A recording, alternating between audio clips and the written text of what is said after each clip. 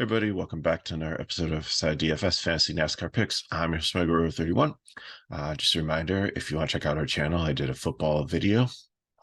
So we have that if you're playing NFL today. So go to our channel. It's a great reason to subscribe to our channel so you know when the different videos that we do are coming out. So we have the ROVAL. It's the fake road course at Charlotte. It's actually a little bit better than when they do it at Indy and at Daytona, because they actually do run races on this course. So it's more of a permanent fixture than setting up some like traffic cones and stuff on a super speedway.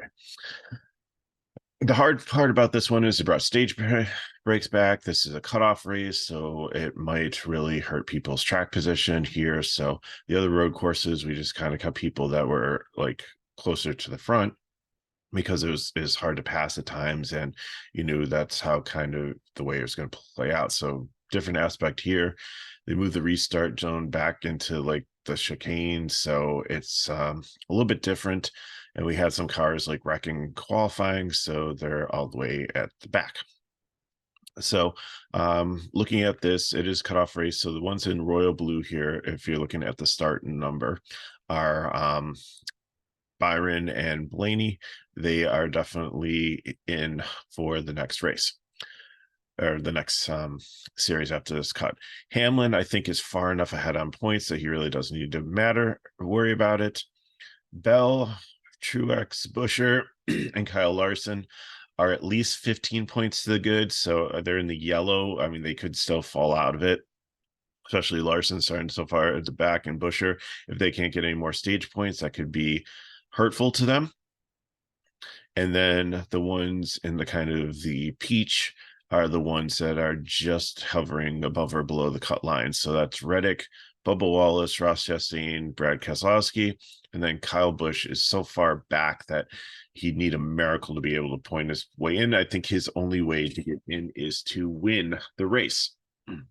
So Reddick starting up front, I think he's going to be chalky, just seeing what Sam Mayer did on the Xfinity race, but I think it's a different situation here. He definitely has probably one of the fastest cars this weekend, and I definitely really like him. But I just fear that he might be going for stage points, and that might put him behind. So he might lose some track position. So he won't, he could get his way back up there and finish first, but I think there is some risk with him. Same thing with Christopher Bell. I think he's definitely going to be looking for stage points. So he's a GPP. Suarez, I just don't think he can maintain this. I know we've seen him do good on road courses, but they've struggled this year. I just can't do a starting third. I think that's too dangerous. And Bubba Wallace will also be going for stage points. So just based on what he's done mostly this year. So I think he's going to lose track position. Kyle Busch is a GPP, but I think he's got a great shot to win here. So he will definitely be a lock in my GPP line. Allmendinger, he's one that can short pit and definitely is very, very good at road courses. I think he'll be very chalky, and I think that he's a solid play for cash. Logano, I know he's done well at the Roval versus other road courses and really is playing with house money here, but I just seen too many issues with him this year. Gonna be a fade for me. Chase Elliott, this is probably his best chance to win. He is still in the drivers playoffs, or not drivers, the owners playoffs, but he's like 20 some points to the good, so he might have enough to be able just to get stage points in stage one, be able to advance, and then go for it, short pit in stage two, and get some really good track position. And he has been already won a couple events here and was very close on a couple others, so definitely somebody to look at in cash. Hamlin, GPP, I think he's good. I think he'll stay out stage one, but stage two, he can make it up there. Not the best road course driver, but I think he's in line for a solid finish, but I think he's more GPP. Ty Gibbs really like, unless they leave him out there to get stage points to take away from other drivers that are not to help Hamlin and Truex, and Bell, but I doubt it. I think there's a good chance for him to get his first win. So he is definitely, Allmendinger and Elliott are definitely have a really good shot to win this race. Truex was good on road courses, has been kind of a mixed bag since he got to this new car. So GPP for me. Chastain, I think he's going to be staying out for stage points. I think he's going to lose track position here, and this just I don't think we're going to see a Hale Ross play here, but who knows? Stranger things have happened. McDowell's another one that's not in the playoffs that could definitely get up there with Gibbs, Elliott, Bush, and have a chance to win this one. He doesn't have to worry about stage points. Byron is to the good, so he also doesn't. I mean, he could stay out for stage points to try to get help teammates, or also to just get a better hold on trying to point his way into the Final Four. But I think he's got upside to win also. Austin Dillon, I think he can advance his position, but he's always been a GPP. He falls off the track quite often. Bowman has been very, very good at these tracks, but not really a great road course driver per se. I don't feel, in my opinion. Others might disagree, but I think he's solid enough here and in a good position where he can short pit and get track position to be a cash play. Blaney is a GPP here. Again, he's locked in also, and he's another wild card that could short pit and get up there. There was one race that he was very close to winning the ROVAL, I believe, but then he got was battling another driver, and they both took each other out, and it didn't work out well for either one of them. Priest, GPP, Kozlowski, GPP. Busher, I think, Priest, I think, is just going to fall back. I don't really think he's the greatest road course driver. Kozlowski and Busher, I just worry about the stage points thing. But maybe they're not going to be able to get stage points because they're too far out of the top 10. So maybe they do stay out or short pit, and they could go either way. So that's a GPP. Almirola, Harvick, and Jones. I just don't like this range here. I'm going to fade all of them. They're not great road course drivers, even though Harvick has been in the past. I think it's kind of fallen off. I'm almost ready to take his blue stripe away from him. I think he's just playing out. Was heartbroken last week because I really wish he would be able to win that one. I understand why Blaney didn't let him win it, but I think Blaney was far enough ahead in the playoff points that he should have been able to, but I get it. You don't go out there to finish second. So makes sense. So heartbreaking, was cheering for him. Not that I was a huge Kevin Harvick fan, just because of the history of the sport and, what he's done. One last win would have been cool. And maybe it'll still come at Martinsville or Phoenix or Homestead, but we'll see. But it's not going to be in this race, I don't think. Corey LaJoie has been solid on road courses, shown some speed here, so that he's a cash. Justin Haley has learned a lot being teammate of Allmendinger, and I think he definitely is skilled enough to make some passes here and has some upside to move up. Rockefeller, I like him. Legacy Motorsports cars have been kind of questionable this year, so I think he's a GPP, but I'll definitely have some exposure to him.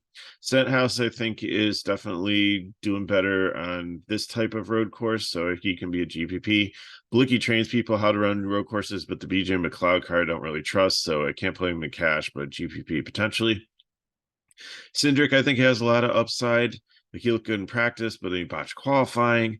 So which Austin Cindric are we going to see? The one that was like really good and almost elite in Xfinity on road courses, or the 2023 Cup version of him that just has been mediocre in a sophomore slump here? Briscoe, I think he's got a ton of upside, really good at road courses. I definitely like him just because he always understands like gear ratios and shifting much better than other drivers, and uses it to really a good advantage. We saw it all the way back to his rookie year when he was in the Clash, and I just really think that he understands like the shifting and the different like braking and stuff. So I think that he's going to be a prime play for me. I think he's got a lot of upside here. Harrison Burton's always a fade. I just can't do it.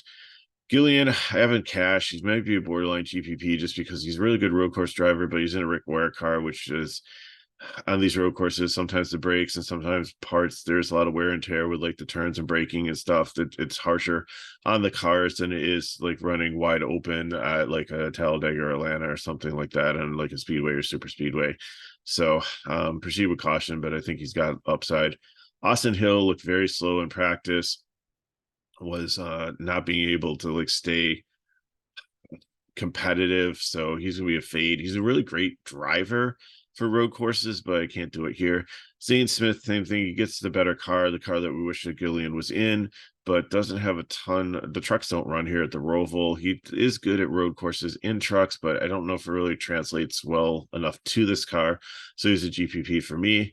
Lally, I think you can play in cash. He's a road course ringer. He looked really good in practice for an Xfinity, botched the qualifying.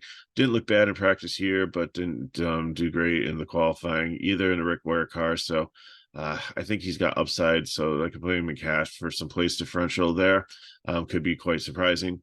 Larson, you just got to lock in here. Even in tournaments, maybe fade him, because if you don't think that you can pay off his tag by advancing enough, and he has had a lot of wrecks here at the ROVAL. Case in point, he destroyed a car in practice running into the wall, or not practice or qualifying, one of the two. But anyways, Larson is definitely chalk that you want to eat in cash. You got to play him for the block, and for GPPs, I think if you fade him, if he doesn't do well, then you have so much leverage because he's going to be so highly owned. Ty Dillon also wrecked his car. I just at GPP, just not a great road course driver. There's some upside here, but I think I'd rather look at some other drivers. So if you have any questions, you can put them in the chat below. Hit me up at MegaRover31 on X, formerly Twitter. If you want more information on FSI DFS, get into or go to the description of the video, and it'll give you a link to get into our Discord and sign up for our packages. I think there's like 1 day left of NHL preseason before that goes behind the paywall, and McKinley's like really excited about the season. Got some cool new tools coming out, so looking forward to that. Major League Baseball is free throughout the postseason, and we were still covering golf during the swing season. We were still covering soccer.